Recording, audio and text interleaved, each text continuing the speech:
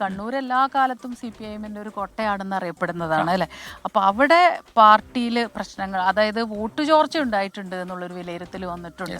അപ്പോൾ അതിന്റെ കാരണം എന്താണ് എന്നുള്ള വലിയ വിമർശനങ്ങളും നേതൃത്വത്തിനെതിരെ തളിപ്പറമ്പിലാണ് ജില്ലാ സമ്മേളനം നടക്കുന്നത്. അപ്പോൾ ആ സമ്മേളനത്തിൽ ഇതെല്ലാം ചർച്ചയാകുന്നുണ്ട്. അപ്പോൾ സജോ ദേവസ്യ അതിന്റെ വിശദാംശങ്ങൾ നൽകാൻ കണ്ണൂരിൽ നിന്ന് തത്സമയം ചേരുന്നു. Sajo, very good morning. അപ്പോൾ CPM-ന്റെ കോട്ട എന്നറിയപ്പെടുന്ന കണ്ണൂരിൽ പലയിടങ്ങളിലും വോട്ട് ചോർച്ച ഉണ്ടാവുന്നുണ്ട്. അത് അനുകൂലമാവുന്നത് ആർക്കാണ് എന്ന ചോദ്യമാണ് ഏറ്റവും പ്രസക്തം. അത് BJPക്ക് അനുകൂലമാവുന്നു, വോട്ടുകൾ അങ്ങോട്ട് പോകുന്നു എന്ന വിലയിരുത്തൽ ചർച്ചയൊക്കെ ഈ CPM കണ്ണൂർ ജില്ലാ സമ്മേളനത്തിൽ ഉണ്ടാകുന്നുണ്ട്.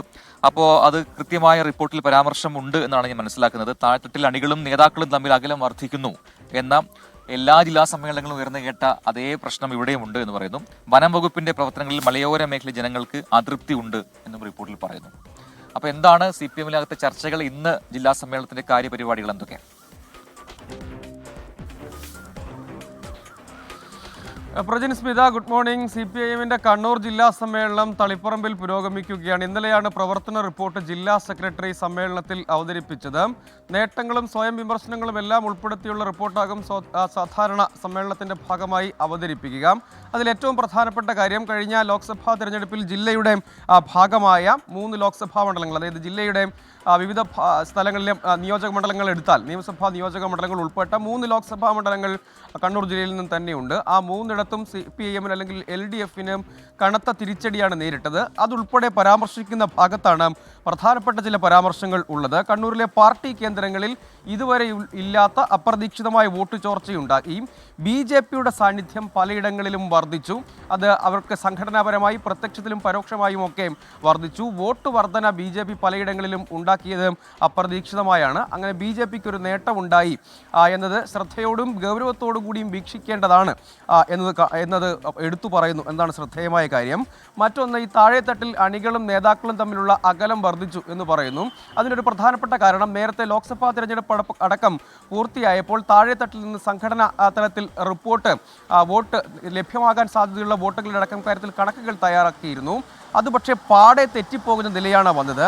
അത് പരാമർശിച്ചുകൊണ്ടാണ് പറയുന്നത്, വോട്ട് ചോർച്ച തിരിച്ചറിയാതെ പോയത് താഴെത്തട്ടിൽ നേതാക്കളും അണികളും തമ്മിലുള്ള അകലം വർദ്ധിക്കുന്നതിനാലാണ്. അത് നികത്താൻ ആവശ്യമായ ഇടപെടലുകൾ ഉണ്ടാവേണ്ടതാണ്. മറ്റൊന്ന്, മികവുള്ള കേഡർമാരെയും പാർട്ടിയിലും വർഗ ബഹുജന സംഘടനകളും പുതിയ കേഡർമാരെ വളർത്താൻ കഴിയുന്നില്ല. വർഗ ബഹുജന സംഘടനകൾ, പ്രത്യേകിച്ച് SFI അടക്കമുള്ള സംഘടനകളിൽ വലിയ പ്രവർത്തക ബാഹുല്യം ഉണ്ടെങ്കിലും നേതൃനിരയിലേക്ക് ആളുകളെ ഉറപ്പിച്ചു നിർത്തുന്നതിന് കഴിയാതെ പോകുന്നു എന്നതാണ്. മറ്റൊന്ന്, പേര് പറയാതെയുള്ള വിമർശനമാണ്, വളരെ ശ്രദ്ധേയമാണ്.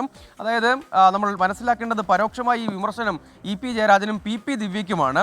നേതാക്കളുടെ അപക്വമായ പെരുമാറ്റവും പ്രതികരണങ്ങളും പാർട്ടിക്ക് വലിയ അപമതിപ്പുണ്ടാക്കുന്നു. ആ ജാഗ്രതക്കുറവ് പാർട്ടിക്ക് ബാധ്യതയായി മാറുന്നു.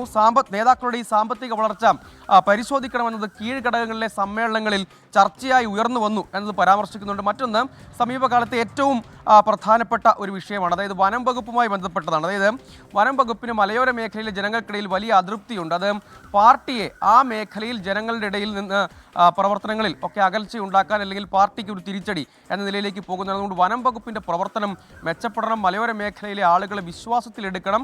മലയോര മേഖലയിലും തീരദേശ മേഖലയിലും പാർട്ടി കൂടുതൽ പ്രവർത്തനം ശക്തിപ്പെടുത്തേണ്ടതുണ്ട്. ഒപ്പം പാർട്ടിക്കെതിരായ പ്രചാരണങ്ങളെ പലപ്പോഴും സംഘടനാ പ്രസിദ്ധീകരണം കൊണ്ട് മാത്രം പ്രതിരോധിക്കാൻ കഴിയുന്നില്ല. അതുകൊണ്ട് ആ മേഖലയിൽ കൂടി ജാഗ്രത വേണം എന്നടക്കമുള്ള വിശദമായ കാര്യങ്ങൾ ഉൾപ്പെടുത്തിയാണ് ജില്ലാ സെക്രട്ടറി അവതരിപ്പിച്ച റിപ്പോർട്ട് ഉള്ളത്. അതിന്മേൽ ഇന്ന് പൊതുചർച്ച സമ്മേളനത്തിന്റെ ഭാഗമായി നടക്കുകയും ചെയ്യും.